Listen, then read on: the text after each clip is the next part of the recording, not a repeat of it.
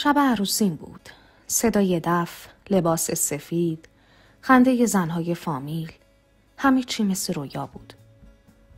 تا اینکه یه زن غریبه آروم اومد کنار گوشم گفت: پدرتون کسی نیست که فکر میکنی. اگه میخوای بدونی داستان چی میشه و عاقبتش به کجا میرسه، حتما تا آخر ویدیو رو تماشا کن. اسمم لیلاست. دختری 22 ساله. اهل یه روستای معمولی. تا اون شب فکر میکردم زندگیمو خوب شناختم. پدر و مادرم و بچگیام و حتی آیندمو. اما همه چی از یه جمله شروع شد. یه جمله‌ای که فقط چند کلمه بود، اما تموم دنیامو زیر و رو کرد. شب عروسی من بود. خونمون پر از مهمون بود. صدای دف و خنده و بوی اسپند همه جا رو پر کرده بود. من توی اتاق نشسته بودم. لباس سفید تنم بود. همه چیز همونطوری که باید. درست و بی نقص. دستام میلرزید. ولی به خودم میگفتم حق داری لیلا. عروسیت طبیعیه. در باز شد. یکی از زنای فامیل وارد شد. زنی که خیلی نمیشناختمش. اومد، لبخند زد، جلو اومد و آروم توی گوشم گفت: کاش بدونی پدرت اونی نیست که فکر میکنی. یه لحظه نفسم برید. انگاری برق از تنم رد شد. چی گفتی؟ با صدایی که فقط من بشنوم گفت: الان وقتشه که بدونی. شب عروسیته. بهتر از مادرت بپرسی. بلند شدم. بدون حرف. قدمام سنگین بود. رفتم سمت اتاق مامان. صداش زدم: مامان میتونی بیای؟ تنها. اومد. وقتی نگام کرد یه چیزی تو چشاش لرزید. من مستقیم پرسیدم: راستشو بگو. بابا، اون پدر واقعی منه؟ مامان سکوت کرد. فقط زل زد بهم. اون نگاه هیچ وقت از ذهنم پاک نمیشه. سکوتش بدتر از هر جوابی بود. بالاخره گفت: بشین. باید یه چیزایی رو بدونی. و اون لحظه من فهمیدم شب عروسیم نه شب شروع زندگی، بلکه شب شروع حقیقت ماجرا بود. مامان نشست روبروم. نگام نکرد. فقط با دستاش بازی میکرد. گفتم: مامان، منتظرم. بگو. یه نفس عمیق کشید. گفت: لیلا، اول بذار بدونی که ما تو رو خیلی دوست داشتیم. پدرت، یا بهتره بگم اون کسی که تو بهش میگی پدر، از همون روز اول عاشقت بود. گفتم: پس چرا دروغ گفتین؟ اگه پدرم نیست چرا وانمود کردین که هست؟ دستش لرزید. گفت: چون نمیخواستیم هیچ وقت احساس کم بود کنی مادر. اون روزی که به دنیا اومدی پدرت رفته بود. رها کرده بود. نه منو میخواست نه تو رو. ما تو رو با خودمون آوردیم خونه مادر بزرگت. بعد از مدتی دایید که سالها عاشق من بود خواست با هم ازدواج کنه. شرط گذاشت که تو رو هم بزرگ کنه. بدون اینکه هیچ وقت فرق بذاره. صدای ضربان قلبم تو گوشم میکوبید. یعنی بابا دایی منه؟ سری تکون داد. از همون بچگی گفتیم پدرته. چون همه میگفتم باید پدر داشته باشی. نمیخواستم از سوال مردم، از نگاهاشون اذیت چی. احساس کردم همه چی دور سرم میچرخه. گفتم: چرا الان؟ چرا شب عروسیم؟ مامان گفت: من نمیخواستم الان بگم، ولی یکی از زنای فامیل که از گذشته خبر داشت فهمید داری عروس میشی. گفت اگه خودت نگی بهش، خودش بهت میگه. بلند شدم. نمیتونستم همونجا بمونم. رفتم تو حیاط. صدای ساز و شادی هنوز ادامه داشت. اما واسه من همه چی تمام شده بود. برای اولین بار تو عمرم حس کردم همه چی که باور کرده بودم یه فیلم بوده. رفتم تو اتاق. لباس عروسی هنوز تنم بود. نشستم روی زمین. فقط خیره شدم به روبرو. آخه چرا آدمایی که بهشون اعتماد داری بزرگترین واقعیت زندگی تو ازت قایم میکنن؟ اون شب نه عقدی برگزار شد نه عروسی موند. دروغی که سالها پنهان شده بود اونقدر سنگین بود که همه چی رو با خودش برد. و من دیگه اون دختری نبودم که چند ساعت قبل جلوی آینه نشسته بود و رویا میبافت. فردای اون شب وقتی از خواب بیدار شدم هنوز لباس عروسی گوشه اتاق افتاده بود.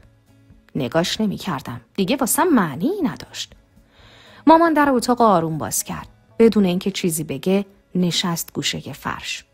گفتم هنوزم حرفی مونده؟ سری تکون داد. فقط اگه میخوای بدونی اون مرد کی بوده، پدرت. واقعیتش صدام خوش شد. نمیدونستم اصلا دلم میخواد بدونم یا نه. اما یه حسی تو دلم میگفت نمیتونم بیخیال بشم. گفتم اسمش چیه؟ مکس کرد. گفت اسمش حامد بود. یه مدت تو شهر درس میخوند. وقتی منو دید خیلی زود با آشنا شد. اون موقع خیلی چیزا رو نمیفهمیدم. فقط دل باخته بودم. یه مدت بعد گفت میخواد با هم ازدواج کنه. ما بدون اینکه کسی بدونه با هم صیغه خوندیم. چند ماه بعدم باردار شدم. اما وقتی بهش گفتم غیبش زد. دیگه حتی جوابمو نداد. رفت. انگاری هیچ وقت نبوده. نشستم. نفسم بالا نمی اومد. تو باهاش ازدواج نکرده بودی رسمی؟ نه. فقط صیغه بین خودمون. هیچ کس هم خبر نداشت، حتی خانواده‌ام. وقتی تو به دنیا آمدی فقط من و مادرم میدونستیم. گفتم بابایی که منو بزرگ کرده از اول میدونست؟ آره، داییت بود. گفت اگه قبول کنم زنش بشم تو رو مثل بچه خودش بزرگ میکنه و کرد. هیچ وقت بهت بد نکرد. هیچ وقت نگفت تو مال خودش نیستی. سرم پایین بود. گفتم ولی من حق داشتم بدونم. میدونم حق داشتی. ولی ما ترسیدیم. فکر کردیم شاید اگه حقیقت رو ندونی راحت‌تر بزرگ شی. دلم میخواست گریه کنم اما نمیتونستم. بغضم سنگ شده بود. گفتم الان اون مرد کجاست؟ حامد کجاست؟ مامان گفت نمیدونم، سالهاست خبری ازش ندارم. گفتم میخوام پیداش کنم. ساکت شد. یه لحظه نگام کرد. بعد گفت لیلا اگه پیداش کنی و ببینی اصلا پشیمون نیست چی؟ اگه فقط گذشته رو زنده کنه و دوباره زخمت بزنه چی؟ گفتم من نمیخوام برم دنبال محبتش. فقط میخوام بدونم واقعا کیم. نمیخوام تا آخر عمر با دروغ بزرگ شده باشم. مامان چیزی نگفت. فقط بلند شد و رفت. در و پشت سرش بست. من موندم با یه اسم. حامد. و 1000 سوالی که هیچ کس جز خودش نمیتونست بهم جواب بده. چند روز گذشت. کسی توی خونه حرفی از عروسی نزده بود. خانواده دومات هم کلاً قطع ارتباط کرده بودن. توی روستا همه چیز آروم نشون میداد. ولی میدونستم پشت سرم 1000 تا حرف میزنن. مهم نبود. نه دیگه اون عروسی واسم مهم بود، نه حرف مردم. تمام فکر و ذکرم یه چیز بود. باید بدونم پدر واقعیم کی بوده، کجاست، چرا ولم کرده. از مادرم پرسیدم. اون موقع که باهاش بودی چقدر اطلاعات ازش داشتی؟ اسم کامل، آدرسی، خانواده‌شو میشناختی؟ گفت اسم کاملش حامد یزدان پرست بود. از خانواده‌ای بود که تو شهر بودن. خودش گفت باباش بازاریه، ولی هیچ وقت نذاشت با خانواده‌اش حرف بزنم. همیشه میگفت وقت مناسبش که برسه همه چی درست میشه. کاغذ و خودکار برداشتم.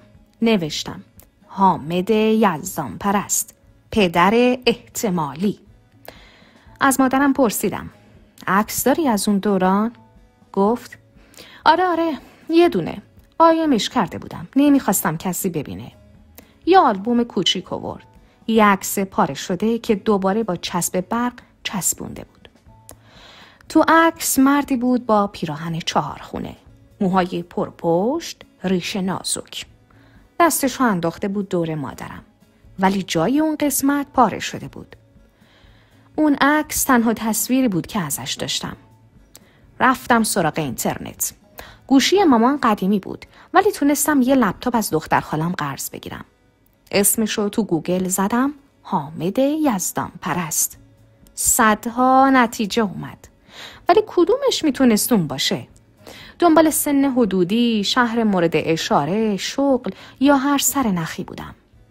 چند تا پروفایل لینکدین، 1-2 تا اسم توی سایت‌های خبری، یکی حتی نویسنده بود اما هیچ کدوم قطعیت نداشت. با یه حساب جدید شروع کردم از همه پروفایلایی که شبیه اطلاعات مامان بودن پیام فرستادن. کوتاه و رسمی. مثلا سلام، دنبال کسی به اسم حامد یزدان پرستم که حدود 25 سال پیش در فلان شهر زندگی می‌کرده. اگه شما یا اطرافیانتون اطلاعی دارید لطفاً به هم اطلاع بدین. چند روز گذشت. بعضیا جواب ندادن. بعضیا گفتن اشتباه گرفتید. یکی نوشت من پسرعموی حامدم. اسمش آشناست. چی شده؟ قلبم ریخت. جواب دادم مهمه. میتونم تلفنی با شما صحبت کنم؟ شماره داد. وقتی تماس گرفتم مردی حدوداً 40 ساله جواب داد. گفت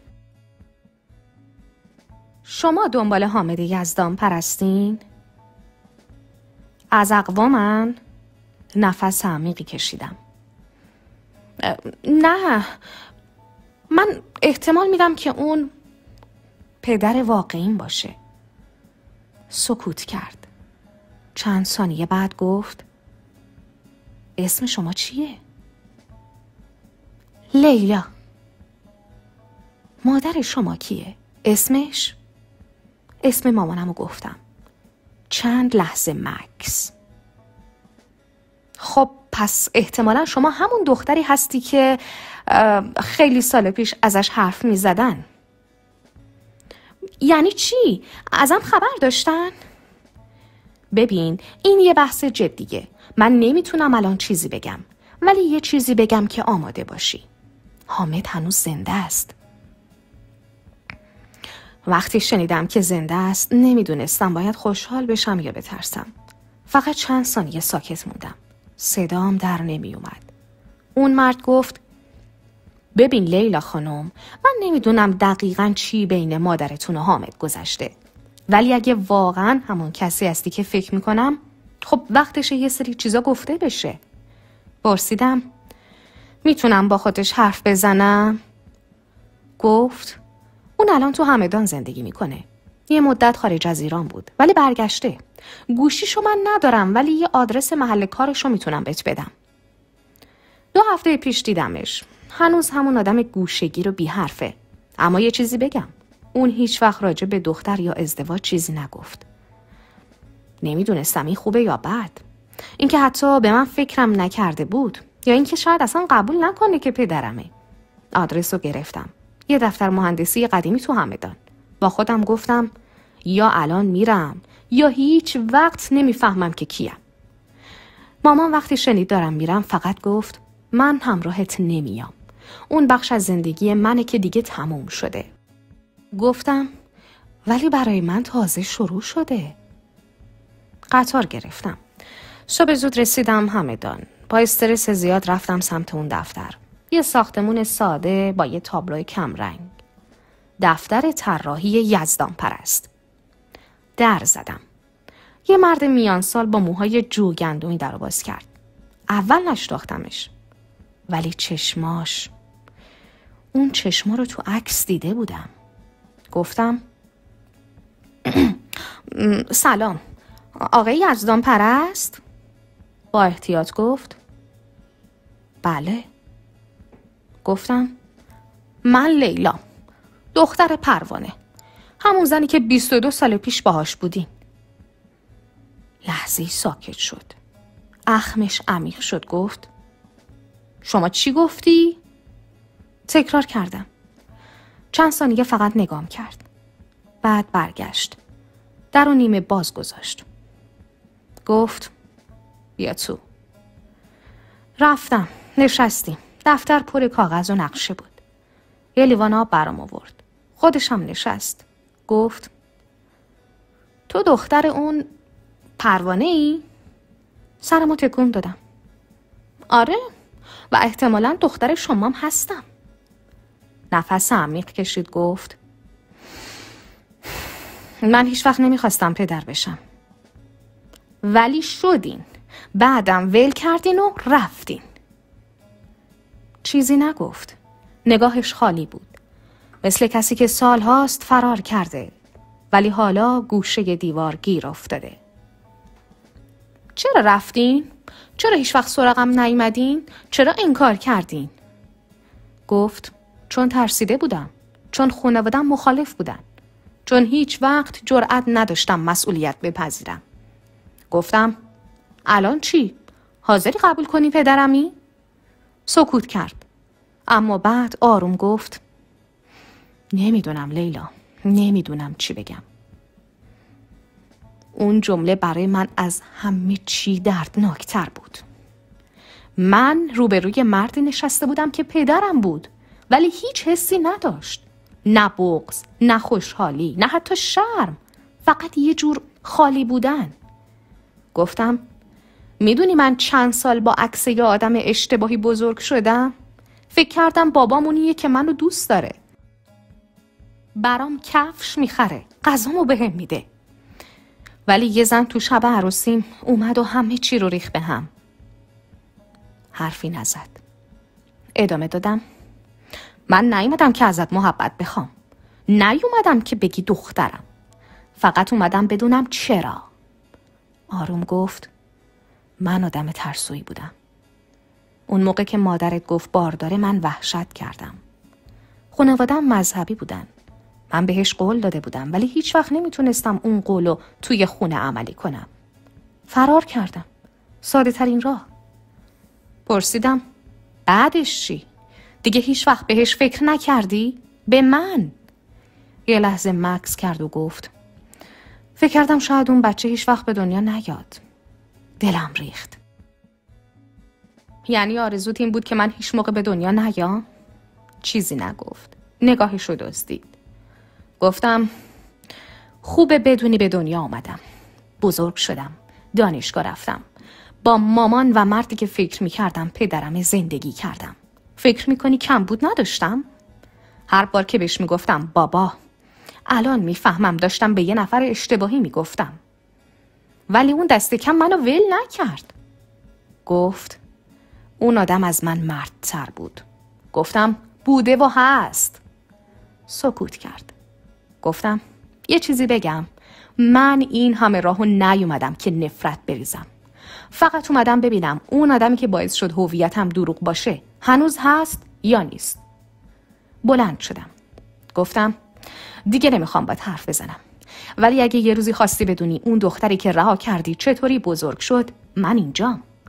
نه برای رابطه، برای حقیقت. گفتم و از دفترش زدم بیرون. تا چند ساعت تو شوک بودم. نه گریه کردم نه خشم داشتم، فقط سکوت. وقتی برگشتم تهران مامانم تو آشپزخونه بود. بدون اینکه چیزی بگه منو بغل کرد. آروم گفتم حق داشتی دروغ بگی، ولی من حق داشتم بدونم. اون شب تا صبح چشم رو هم نذاشتم. احساس میکردم یه تیکه از وجودم بالاخره افتاده سر جاش. نه اینکه خوب شده باشه ها، نه، ولی روشن شده بود. فرداش رفتم سر مزار پدر ناتنی، مردی که بی ادعا واسم پدری کرد. گفتم کاش تو رو پدر واقعیم صدا میزدم. چند هفته از اون سفر گذشت. حامد دیگه با هم تماس نگرفت. منم پیگیر نشدم. انگار هر دومون میدونستیم این قصه ادامه نداره. ولی یه چیزی تو وجود من تغییر کرده بود. تا قبل اون همیشه فکر میکردم گذشته باید کامل و بی‌نقص باشه تا آینده درست شکل بگیره. ولی حالا فهمیده بودم آدم میتونه از واقعیت ناقصش هم عبور کنه. با مادرم رابطم بهتر شده بود. بهش گفتم که دلخورم، اما دوستش دارم. اونم بالاخره احساس راحتی کرد. دیگه نیاز نبود دروغی رو حفظ کنه. دیگه نگران نبود که یه روزی یکی بیاد و رازش رو برملا کنه، چون حالا همه چی آشکار شده بود. عروسی؟ نه، برگزار نشد. خانواده دوماد دیگه سراغی نگرفتن. ولی ناراحت نبودم. چون حالا اگه قرار بود زندگی رو شروع کنم باید با خود واقعیم شروع می شد. نه با دختری که اسم پدرشم دروغ بود. یه روز به مادرم گفتم میخوام برای بابای ناتنیم یه سنگ قبر درست کنم. اسم واقعی خودش، ولی با جمله‌ای که واقعاً لایقشه. رفتم سر مزار. سنگ قبلی ساده بود. حالا با یه سنگ جدید عوضش کردم. روش نوشتم اینجا مردی خوابیده که پدر نبود، اما پدری کرد. اون جمله خلاصه تموم چیزی بود که توی این سالها فهمیده بودم. پدر بودن فقط به ژن نیست، به بودنه، به موندنه، به پشتیبانی کردنه. روز به روز بیشتر یاد گرفتم که خودمو بسازم. نه بر اساس گذشته‌ای که واسم ساختن، بلکه بر اساس چیزی که خودم کشف کردم. به عکس بچگیام نگاه می کردم و می دیدم که همیشه یه لبخند کنارم بوده. اون مرد با تمام بیمهری دنیا هیچ وقت منو پس نزد. یه شب حین نوشتن توی یه دفتر خاطراتم نوشتم من دختریم که شب عروسیش فهمید گذشتش دروغ بوده، ولی اون شب تولد واقعی من بود. حالا که این قصه رو واسهتون تعریف میکنم فقط یه خواهش دارم. قبل از اینکه یه جمله، یه رازی یا حتی یه دروغ کوچیک رو نگه دارین تو دلتون، فکر کنین به دختری مثل من که شاید یه روز تو بدترین لحظه زندگیش بفهمه دنیاش دروغ بوده.